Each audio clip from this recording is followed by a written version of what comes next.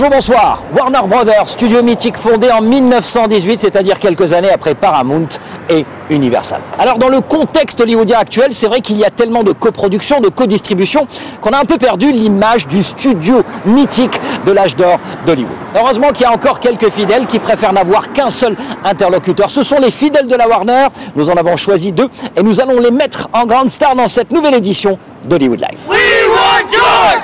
We want George! On veut George, hurle ses fans. Qu'il se rassure, George est toujours là.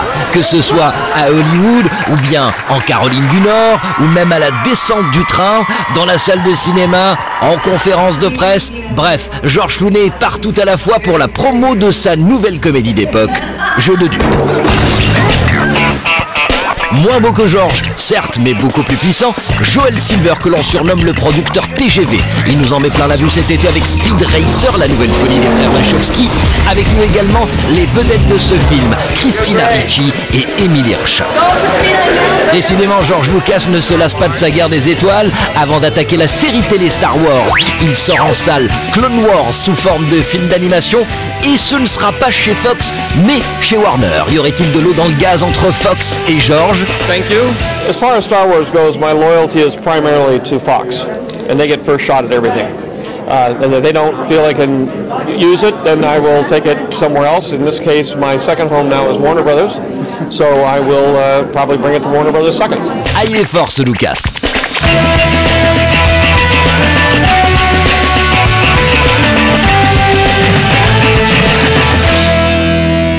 Speed Racer, c'est bien sûr l'adaptation du célèbre cartoon des années 60. Le film est tourné en 2 mois en haute définition et il fait partie de ce qu'on appelle ici les blockbusters de l'été, c'est-à-dire qu'on s'attend à un gros carton au box-office. Et s'il y a bien quelqu'un qui connaît les ingrédients du blockbuster, c'est son producteur, Joel Silver.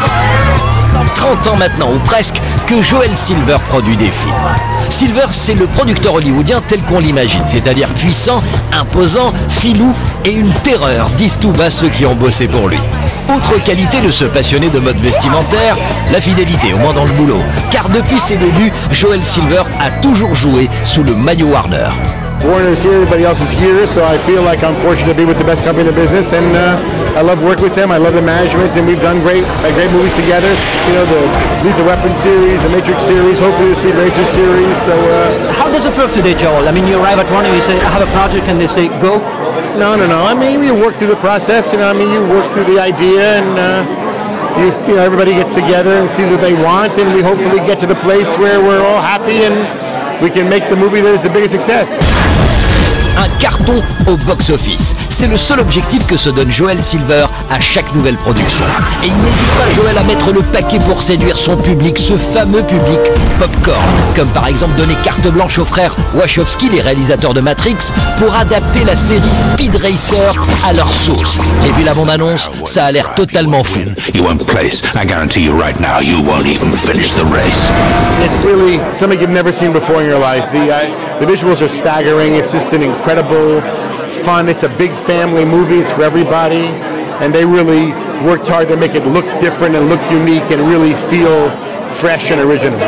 Speed Racer toujours, cette fois avec les vedettes du film, casting plutôt étrange. 2 stars du cinéma indépendant qui se retrouvent dans un film d'action, Christina Ricci et Emily Hirsch, tout à l'heure. Rencontre en fin d'émission.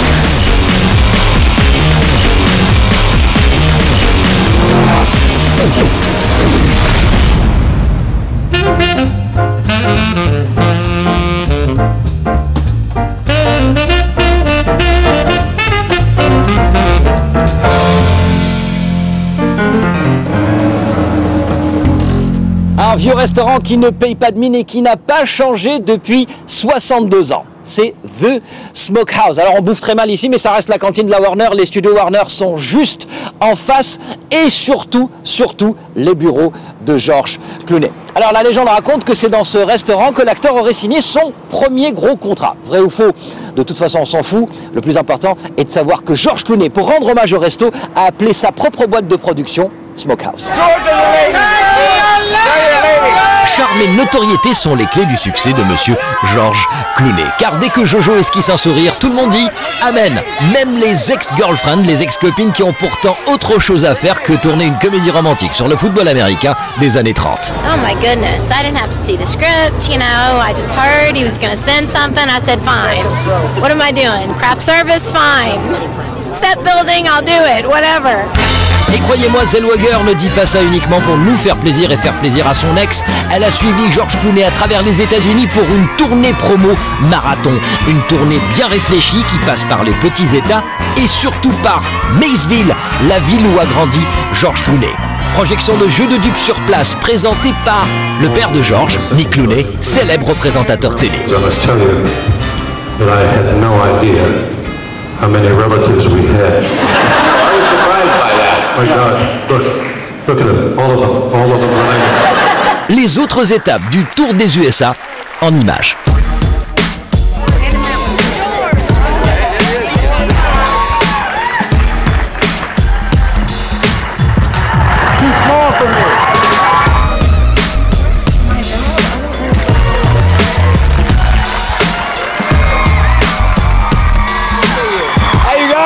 Bon, maintenant, la mauvaise nouvelle. Jeu de dupes s'est planté au box-office américain. Apparemment, Clooney ça va, mais son film, ça ne le fait pas. Ce qui explique probablement pourquoi George Clooney fait en ce moment même le tour du monde pour essayer de limiter les dégâts, c'est-à-dire convaincre des étrangers d'aller voir un film sur l'histoire d'une équipe de football américain dans les années 20. Autant vous dire que ça n'a rien à voir avec le championnat de Ligue 1. Mr. George Lucas. Warner Brothers vient de faire une acquisition de taille, George Lucas. Enfin, ne nous emballons pas, il s'agit de War of the Clones, un cartoon Star Wars qui sortira en salle et qui servira de lancement à un feuilleton Star Wars avec de vrais personnages celui-ci. Ça, c'est de la stratégie.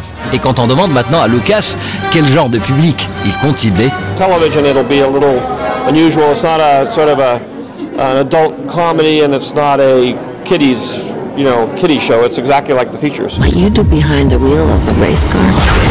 Enfin, Speed Racer comme premier retour sur ce film événement avec ses deux stars. D'abord Christina Ricci, la petite reine du cinéma indépendant. Ensuite, Emile Hirsch, révélé par Sean Penn dans l'excellent Into the Wild. Ça doit faire quelque chose, non, le changement de décor? It was fun. I thought that it would be kind of an interesting jump. You know, they seemed like such different movies to get a go from being in nature to only green screen, only technology. I mean, the set of this movie looked like the bridge on the Starship Enterprise in Star Trek or something. It was like nerds everywhere, computers, monkeys. Et voilà, c'était notre Hollywood Live depuis Burbank, le quartier des grands studios. L'actu hollywoodienne ne s'arrête pas, les amis. Rendez-vous la semaine prochaine pour d'autres news locales. Tout de suite, les plus belles starlettes de la semaine. C'est parti pour le lâcher de Bimbo. Ciao. Sexy, baby,